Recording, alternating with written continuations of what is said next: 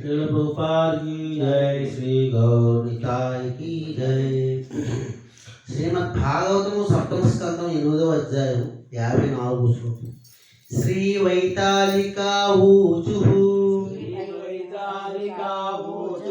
సభాసు సత్రేషు తవామలం యశో గీత్వా సపర్యాం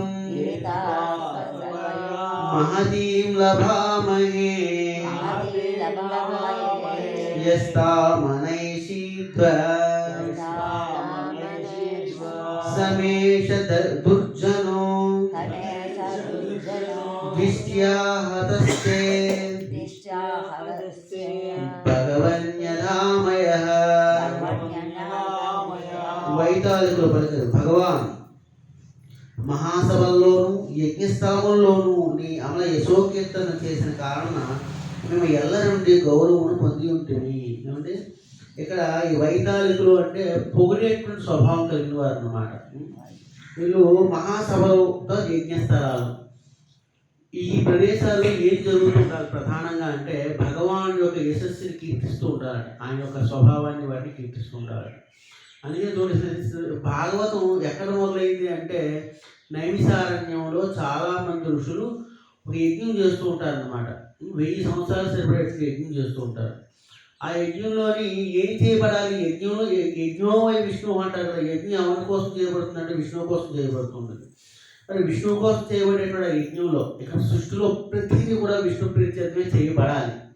చేయబడడం కోసం మాత్రమే ఈ ఏర్పాటుని కూడా చేయబడింది. కానీ ఆ రోజు ఏం జరిగిందంటే కొంచెం పెంచండి.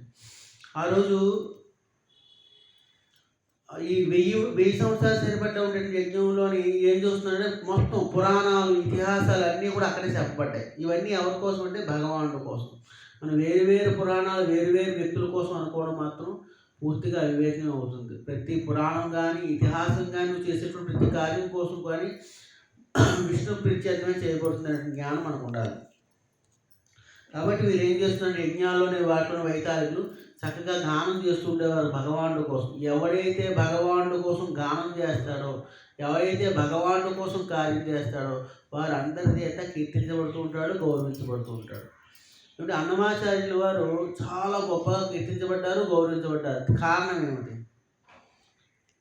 వెంకటేశ్వర స్వామి అంటే భగవానుడి కోసం తన యొక్క జీవితాన్ని, తన యొక్క వాక్కును ఉపయోగించాడు. కాబట్టి ప్రహ్లాదులు కానివ్వండి, నాదులు కానివ్వండి, మన ఆచార్యులు కానివ్వండి, మరి ఇతరులు లౌకికంగా కొంతకాలం గౌరవించబడినప్పుడు కూడా గౌరవం అంతా కూడా చూడండి హవిస్సు బూడిదలో పోసినటువంటి పన్నీర్ అంటారు. ఉపయోగం లేకుండా వారి జీవితం అంతా ఖర్చు అయిపోతుంది అనమాట. కొంతకాలం ఈ లౌకిక వ్యక్తుల చేత కీర్తించబడుతూ ఉంటారు అన్నమాట. కానీ దానవుడి స్థానంలో చేజిక్కించుకున్నవాడు దీర్ఘరోగము నయము చేసినట్లు మా అదృష్టం వల్ల ఇప్పుడు నీవు ఈ మహాదానవుని వధించింది. చాలా కాలం బట్టి, అనంతకాలం బట్టి కూడా ఈయన ఏం చేస్తున్నాడంటే వీరి యొక్క సహజమైన కార్యక్రమం ఏమిటి, భగవద్కీర్తన అంటే కార్యక్రమం చేయకుండా ఉంటాయి అన్నమాట. చూడండి, సహజంగా దీర్ఘవ్యాధులు అంటారు, మధుమేహం, ఉబ్బసం, ఇటువంటివి ఏవైతే ఉన్నాయో దీర్ఘవ్యాధులు అన్నమాట. ఈ వ్యాధులు తగ్గకుండా ఉంటాయి. ఎన్ని ఔషధాలు వేసినా అప్పటికేదో తాత్కాలిక ఉపశమనం, తర్వాత మళ్ళీ వస్తూ ఉంటాయి.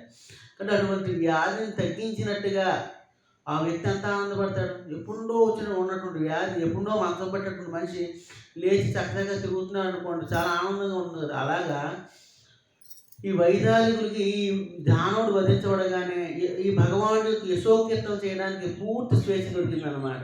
కాబట్టి చాలా ఆనందంగా ఉన్నామని చెప్పి వ్యక్తం చేస్తున్నారు అందరూ కూడా. హరే కృష్ణ.